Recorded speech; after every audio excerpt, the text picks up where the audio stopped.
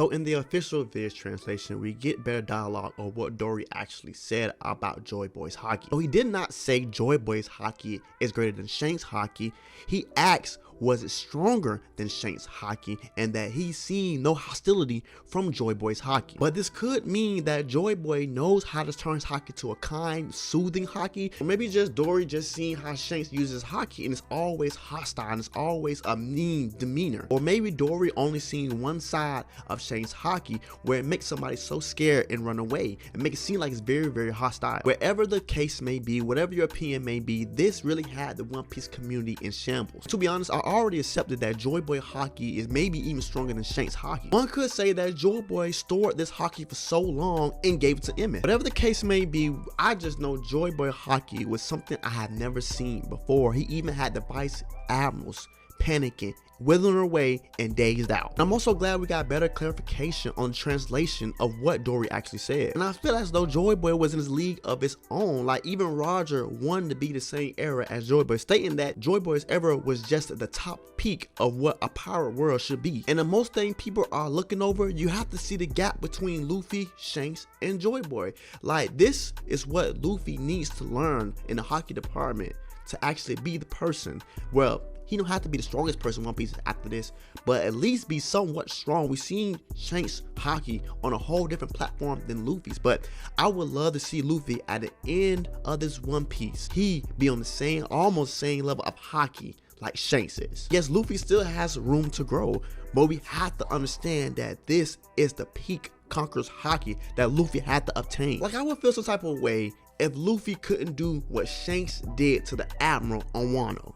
Like if Luffy can do that to Green Bull, like Shanks did to Green Bull, I would accept Luffy in the Haki department to be on a Yonko level. And I'm only saying this about the Conquerors Haki because Luffy in the other department is superb, it's great. But in the Conquerors Haki department, I want him to be at least almost at this level, like close to Shanks, but a little bit out of the reach of Joyboy. And we have to give it up to Dr. Vegapunk in this chapter. Like he did the ultimate move of trying to understand exactly how can he triumph even though he has somebody that's betraying him. And I feel as though he definitely did that. He triumphed over the villain York and did what he needed to do, deemed necessary. No, Dr. Vegapunk accepted death is the most highest of highest, putting the pride to the side and understand that it's a bigger plan than just himself. I can't see how anybody can dislike Dr. Vegapunk after this chapter. He put history and science way above himself, and it definitely demonstrated this in this chapter. But I hope this didn't actually go over your head.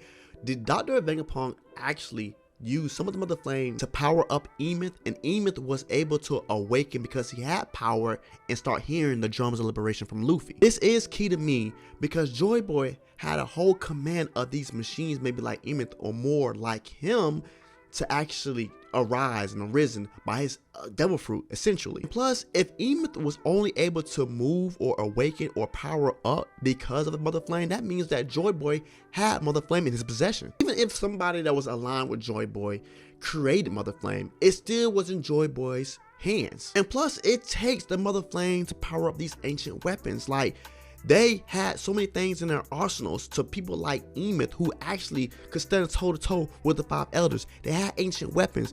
It fears me to know how Joyboy actually ended. The whole community speculating that it definitely was a betrayal of somebody in his ranks that betrayed him. But think about this right here. Even if Joyboy is gone, right, they still had manpower unless everything was built around Joyboy. The drums liberation powering these huge machines and Mother Flame up, right? If that's the case, I see why they lost, right? But like they had so many things in their arsenal and they still lost. That's just crazy. These ancient weapons, like the Mother Flame essentially, right? That unless Mother Flame was shared by both parties, we can only speculate the answers of the questions that I actually have.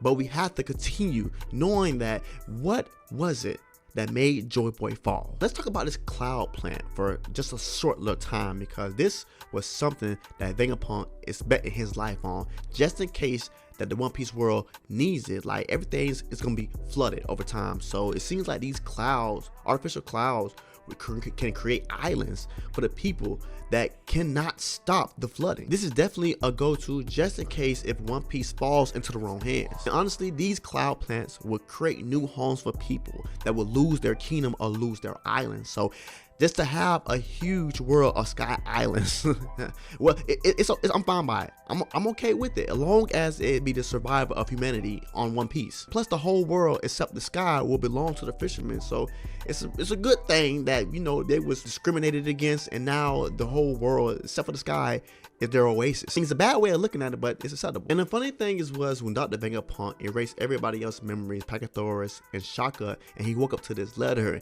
and to have, you know, the Cypher Pole agents, you know, J. Garcia, Saturn, Kizaru around the island, even the Straw Hats around the island, this man was sharp beyond measure. He raised awareness for the Void Century, the world government, for Roger. Like, he ushered in this new power era 2.0, right? And I give it up to Dr. Vegapunk. He is one of the best human beings in One Piece. Like, he told Sanji he hoped the Straw Hats, you guys, find the One Piece. Like, you have to give it up to Dr. Vegapunk, because I'm giving up to Dr. Vegapunk. Like, the way he carried himself, right, of knowing actually what he known, right, and make sure that everybody is aware of what's actually going on and what's going to happen in the future.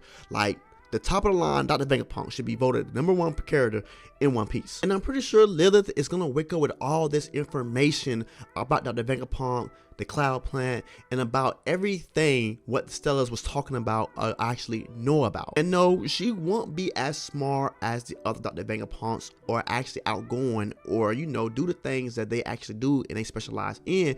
But she's gonna be a big part of actually helping Luffy find One Piece, in my opinion. That's what I feel. So wherever she goes, I'm pretty sure she's gonna be aligned with the Luffy, and she's gonna benefit Luffy in a huge measure. She definitely will be an asset if she joins Straw Hat's crew. Like, we think about new weapons, new technology, a smart person, and to have Vegapunk on your crew, like, beyond measures. That would be good for the Straw Hats. So we can officially say Egghead is over with. They're on their way to Elbaf. So you know what happens after every arc? The world building chapters. This what I love. The world building chapters, where we can see what's going on around the world. And plus, we're gonna get new bounties. Like, we deserve new bounties. Like, we already know the government is gonna blame Dr. Vegapunk's death on the Straw Hats and what they actually did there on Egghead. Like, the Straw Hats will get new bounties. It might not be a significant bounty increase, but it's going to be a bounty increase. And it's definitely going to set apart Law and Useless in Luffy's bounty. Pretty sure Luffy might get a $500 million bounty increase.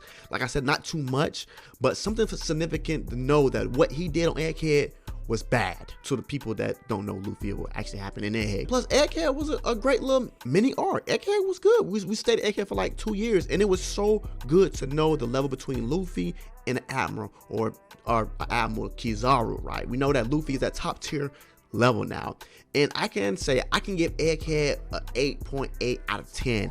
It was a great arc, and we're moving to Elbaf. So let me know in the comments down below, what are you expecting for Warland? Because I can't wait to get to Warland, where Elbaf resides in. So it's amazing to finally get off Egghead. You know, I'm not relieved about it because I actually like Egghead, but Elbaf is going to be the top tier arc that everybody wanted. Usopp wanted, the whole Straw Hats wanted.